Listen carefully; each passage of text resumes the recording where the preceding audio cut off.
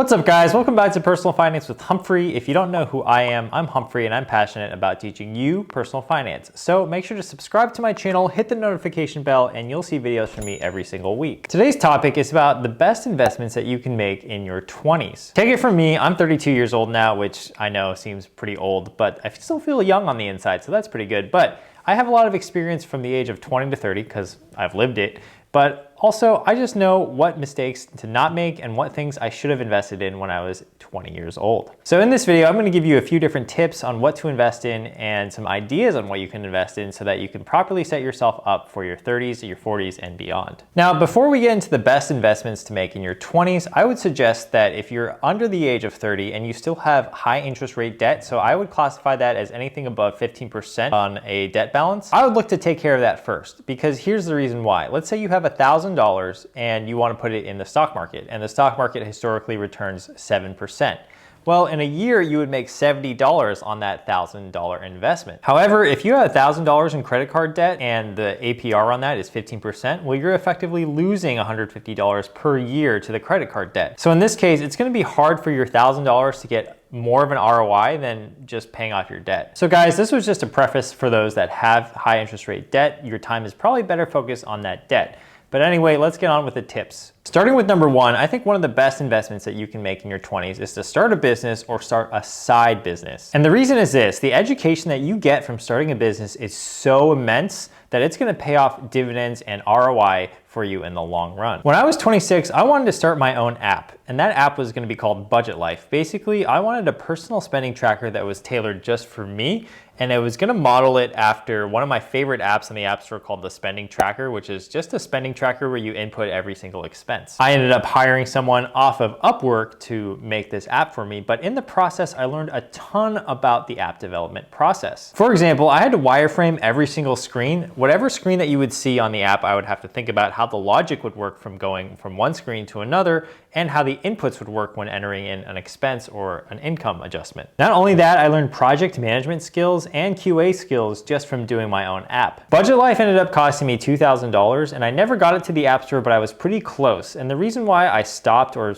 gave up on the project was simply because $2,000 got me pretty far, but to get the rest of the way that I really envisioned the app to actually go, I needed another $3,000 to $4,000, and at the time, I just didn't feel like it was worth the investment. In the end, I just didn't think that I would get the ROI back on my investment from the App Store. But for that $2,000 I spent, I think I learned an immense amount of education that I would not have gotten anywhere else for that same price. Those skills translated to the corporate world so well, and I definitely learned a lot about how a company operates just from my own little side project that I did off Upwork. So while my Budget Life app was a side business for me while I had a job, in 2016, I actually quit my job at the end of 2016, and in 2017, in January, I started my own business called Craft & Oak. Craft & Oak was a website where you could get a custom poster printed. Now, keep in mind, I came from the mobile gaming space, so I had no idea about even how to start a business besides the Budget Life thing. And two, where to even source posters, and three, what should the posters cost? I didn't even know anything about anything, really. What I realized about business is that it just comes down to research and solving little problems over and over and over again. As long as you're a problem solver and you're able to get over certain small problems like, hey, where do I source posters? You'll be just fine. So what I did to figure out product pricing was I just went to every single mom and pop shop in my area, and I asked them, hey, how much would it cost for you to produce for me an 18 by 24 inch poster? And then I asked them, well, okay, that's the price for one. How about if I were to order 50 of them or 100 of them at a time? Would I get a discount? Would I get a bulk discount? And what I found was people were extremely willing to do business as long as there was something in it for them. So for me, I was guaranteeing volume, or hopefully guaranteeing volume. And for them, they were gonna supply the posters to me. And basically it's a win-win because they would supply the posters at even a discounted rate, but they would still be making some money. And I would buy the posters from them at that same rate, which was lower than market rate, and sell them to other people online. That's essentially what a business is. I make a margin, and I use that margin to pay my employees, to pay, website hosting, to pay marketing expenses, and to make a little bit of money on my own. If you've seen my videos on TikTok about the different cost of goods or how I break down a business, it's because I learned all these principles from starting my own business. I had to learn how business actually worked from the ground up. I would have to learn how to do accounting. I would have to learn how to figure out what to price our products at. I'd have to figure out the margins. I'd have to figure out how product should be developed. I also had to figure out the marketing and the sales behind running a successful business. So by starting your own business or your side business, you learn a ton of valuable skills that I think give you a ton of context for how business works and will pay you a pretty high ROI in the long run.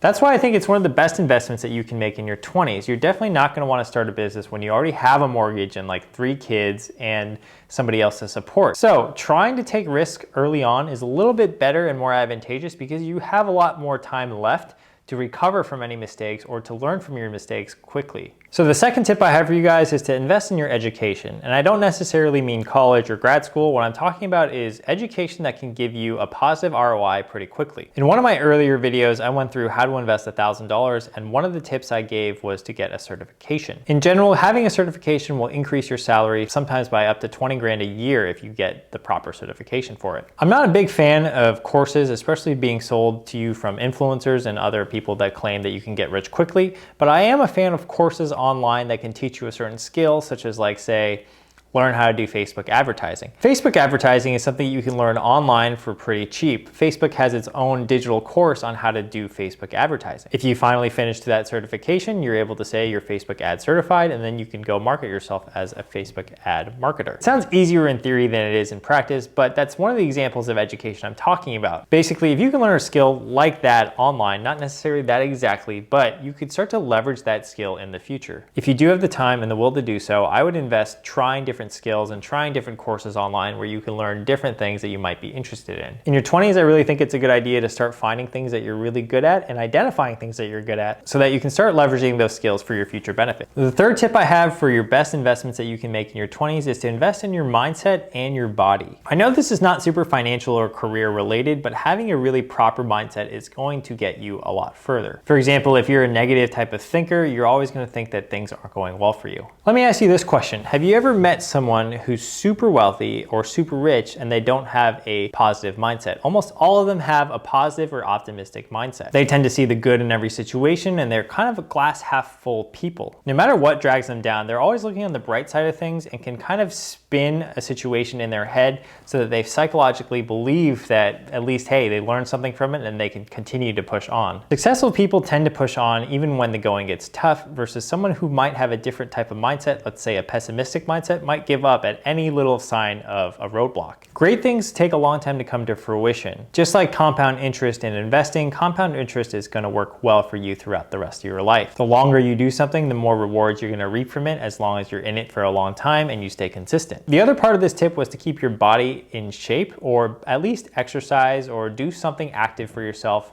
That could just be going for a walk, or maybe even like going on a trampoline or something like that.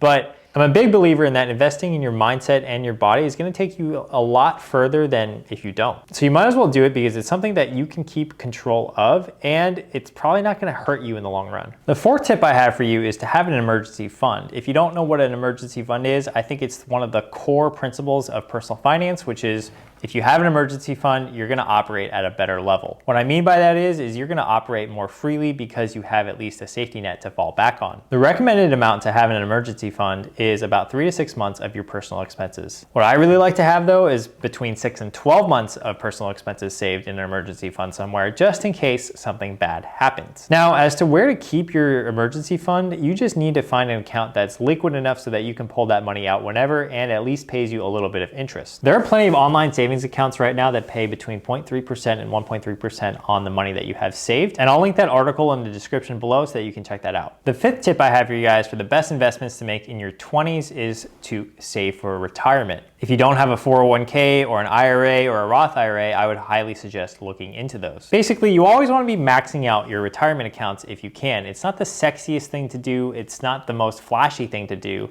but it's going to make you rich in the long run. Ideally, you're setting aside 10 to 20% of your income every month, and you're saving that away into your retirement accounts for your future. Now, as far as what to invest in your 401k or your Roth IRA, I have a couple videos on retirement accounts and where to invest it, and I'll try to pop those videos up again on the screen, or I'll just leave them in the link in the description below. As far as investment mix in my retirement accounts go, I really like having index funds because they require little active management. In general, you can just kind of set it and forget it, which is one of the benefits of having an index fund. It's well diversified and it has low fees.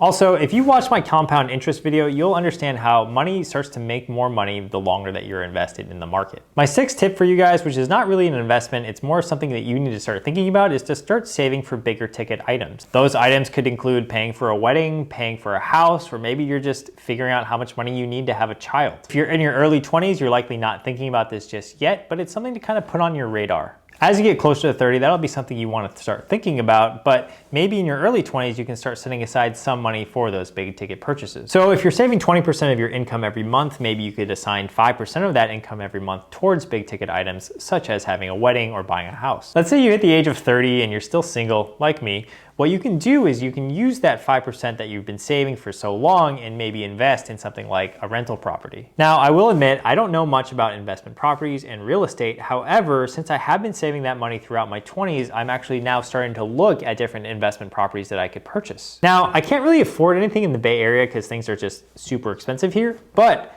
there are some places and areas outside of the Bay Area that I think are great opportunities for investment, and I could still drive there. So I hope this video was helpful. As always, remember to subscribe and to check out my other related videos that I'll try to put up right here. So if you have any comments or questions, please leave them for me below, and I can't wait to see you guys in my next video, which will be on Saturday. So see you guys later.